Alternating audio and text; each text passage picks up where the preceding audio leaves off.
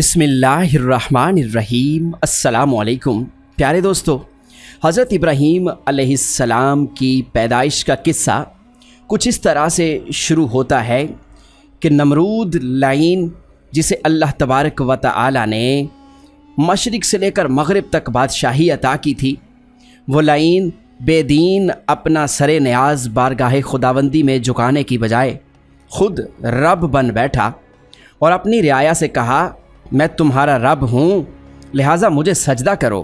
چنانچہ اس شاہی حکم کی تعمیل کرتے ہوئے لوگوں نے اس لعین کو سجدہ کرنا شروع کر دیا، جس سے اس کے تکبر اور غرور میں مزید اضافہ ہوتا چلا گیا۔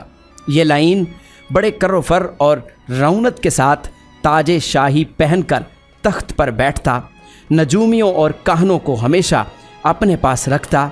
ایک دن کاہنوں نے دیکھا کہ نمرود بڑا پریشان ہے۔ انہوں نے پوچھا، بادشاہ سلامت، تم آج غم زدہ کیوں ہو؟ نمرود کہنے لگا، اے میرے کاہنوں، اے میرے نجومیوں، آج رات میں نے خواب میں ایک ستارہ دیکھا ہے جس کی روشنی کے سامنے چاند سورج کی روشنی ماند پڑ گئی ہے۔ اس خواب نے مجھے از حد پریشان کر دیا ہے۔ نجومیوں نے خواب کی تعبیر کچھ یہ بتائی کہ اے نمرود، تیری سلطنت میں ایک ایسا بچہ پیدا ہوگا جو تیری ہلاکت اور تیری بادشاہی کی تباہی و بربادی کا باعث ہوگا۔ تو نمرود نے یہ حکم جاری کر دیا کہ اس سال جو بھی بچہ پیدا ہو اسے قتل کر دیا جائے اور آئندہ سب مرد اپنی عورتوں سے علیحدہ رہیں گے۔ شاہی حکم سے جو بھی بچہ پیدا ہوتا اسے قتل کر دیا جاتا۔ نمرود کا خیال تھا کہ اس طرح وہ بچہ دنیا میں آتے ہی قتل کر دیا جائے گا اور وہ ہلاکت سے بچ جائے گا، مگر جس کی حفاظت خود خالق دو جہاں فرمائے اسے کون مار سکتا ہے۔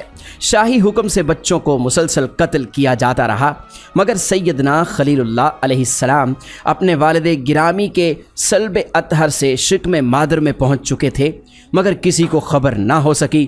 بالآخر جب وقت ولادت قریب آیا تو آپ کی والدہ محترمہ جنگل کی ایک وادی میں تشریف لے گئیں اور ایک غار میں ٹھہر گئیں۔ سیدنا خلیل اللہ علیہ السلام اسی غار میں جلوہ فرما ہوئے، یعنی اسی غار میں آپ کا جنم ہوا۔ جب آپ کی والدہ ماجدہ نے اپنے نور نظر کو دیکھا تو دل و جان سے فدا ہو گئیں۔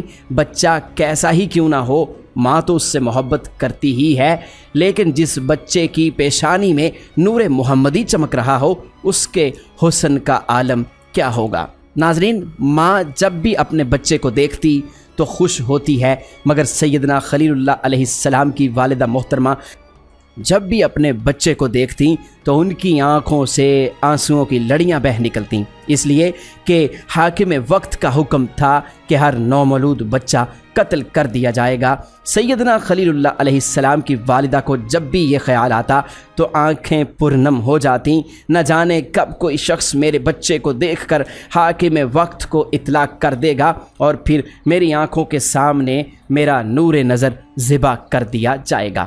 بہرحال سیدنا خلیل اللہ علیہ السلام کی والدہ محترمہ نے بڑے صبر کے ساتھ اپنے بچے کی پیشانی کا بوسہ لیا اور گود سے اتار کر اس غار میں لٹا دیا اور اکیلی گھر کی جانب واپس آ گئیں۔ پھر چند روز کے بعد جب وہ غار میں دوبارہ پہنچیں تو کیا دیکھتی ہیں کہ ان کا نور نظر بالکل صحیح سلامت ہے اور اپنا انگوٹھا چوس رہا ہے۔ اس کے بعد آپ کی والدہ بڑی رازداری کے ساتھ اس غار میں تشریف لے جاتیں اور آپ کی دیکھ بھال کرتی اور آپ کو دودھ بھی پلا آتیں۔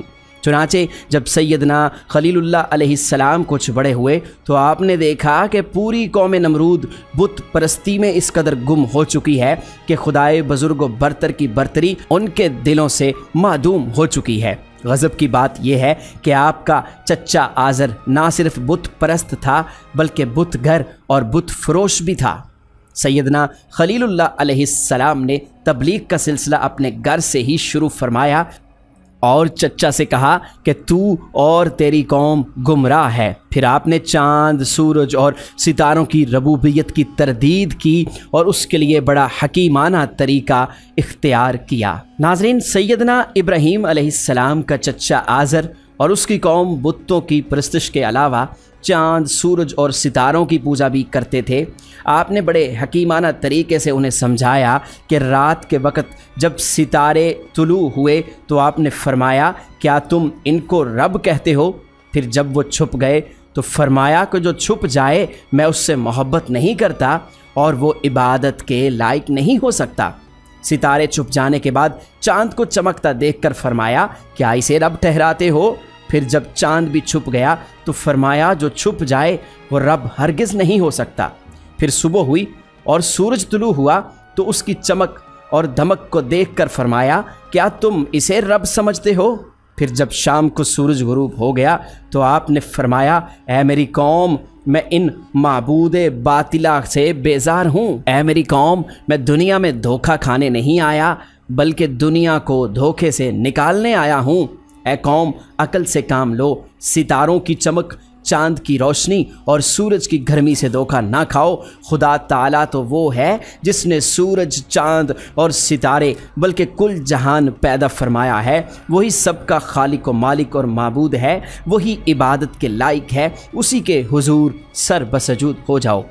अब आज़र और कौम के पास सैयदना इब्राहीम अलैहिस्सलाम की हकीमाना बातों को जुठलाने की कोई दलील न थी।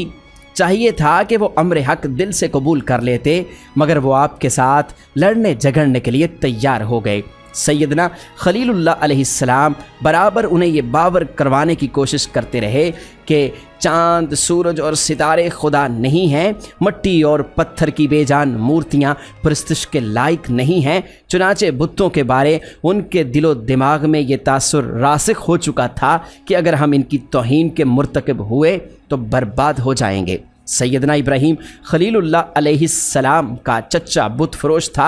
आपने एक मर्तबा उसके एक बड़े बुत को पकड़ा और बाज़ार में पहुंचकर फरमाया कि कौन ख़रीदता है वो चीज़ जो कि नुकसान ही नुकसान देती है, नफ़ा हरगिज़ नहीं देती। अगर किसी ने अपने दीनो दुनिया दोनों तबाह करने हों तो ये बुत ख़रीद ले।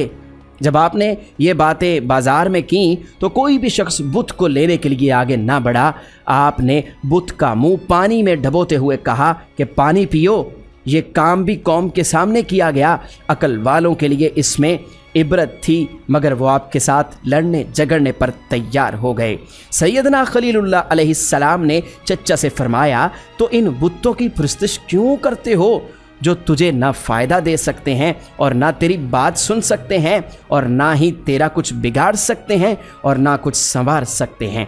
इन बातों पर आज़र को गुस्सा आ गया। कहने लगा, ऐ इब्राहीम, अगर तुम इन कामों से बाज ना आए तो मैं ज़रूर तुमको पत्थर मार कर संगसार कर दूंगा। नाज़रीन, सैयदना इब्राहीम अलैहिस्सलाम ने आज़र और अपनी कौम को जब राह रास्त पर आते हुए ना पाया, हालांकि आपने उन्हें हर तरीके से समझाने की कोशिश फरमाई और कहा कि ये तुम्हारे बुत तुम्हें ना नफ़ा दे सकते हैं ना नुकसान पहुंचा सकते हैं।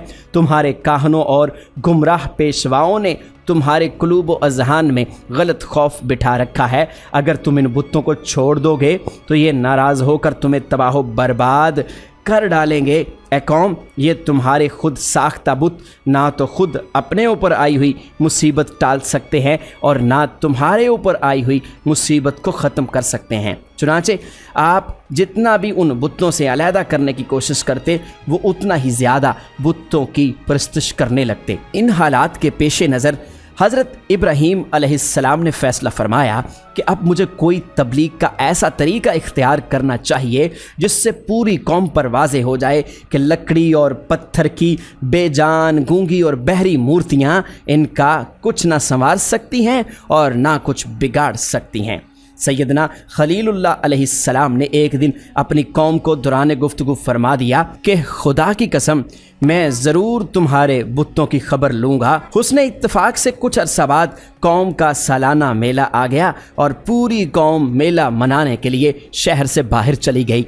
आपने इस मौके को गनीमत जाना और उनके बुत खाना में तशरीफ़ ले गए। उन लोगों ने जाते वक्त बुतों के आगे तरह तरह के खाने और किस्म किस्म के फल रखे हुए थे। सैयदना खलीलुल्लाह अलैहिस्सलाम ने जब इन बेजान मूर्तियों के सामने तरह तरह के मेवजात देखे तो फरमाया, ऐ बुत्तो, तुम्हारे सामने ताज़ा फल और खाने मौजूद हैं, तुम इन्हें क्यों नहीं खाते? बेजान मूर्तियां भला क्या जवाब दे सकती थीं? चुनाचे आपने उन बुतों से एक बड़े बुत के सिवा तमाम बुतों को टुकड़े टुकड़े कर दिया और बड़े बुत के कांधे पर कुल्हाड़ा रख दिया। चुनाचे जब इन बुतों के पुजारी मेले से फारिग होकर बुत खाने पहुँचे तो अपने खुद साख्ता खुदाओं की ये हालत देखकर हैरान हो गए। किसी की टांग नहीं है, किसी का कान नहीं है, तो किसी का हाथ नहीं और किसी का सर नहीं, सब के सब ज़मीन पर गिरे पड़े हैं। सिर्फ एक बुत सही सलामत खड़ा था। वो लोग आपस में एक दूसरे से पूछने लगे कि किसने हमारे खुदाओं के साथ ये किया है। चुनाचे सैयदना खलीलुल्लाह अलैहिस्सलाम को उन सरदारों और काहनों के मजमे में बुलाया गया जहाँ पूरी कौम के पुजारी मौजूद थे। आप बिला खौफ व ख़तर उस इज्तिमाए अजीम में तशरीफ़ ले गए। जो ही आप वहाँ पहुँचे तो उन्होंने बड़े गुस्से के साथ पूछा, ए इब्राहीम, क्या तूने हमारे खुदाओं के साथ ये सब किया है? आपने अपनी कौम से कहा कि तुम मुझसे क्यों पूछ रहे हो?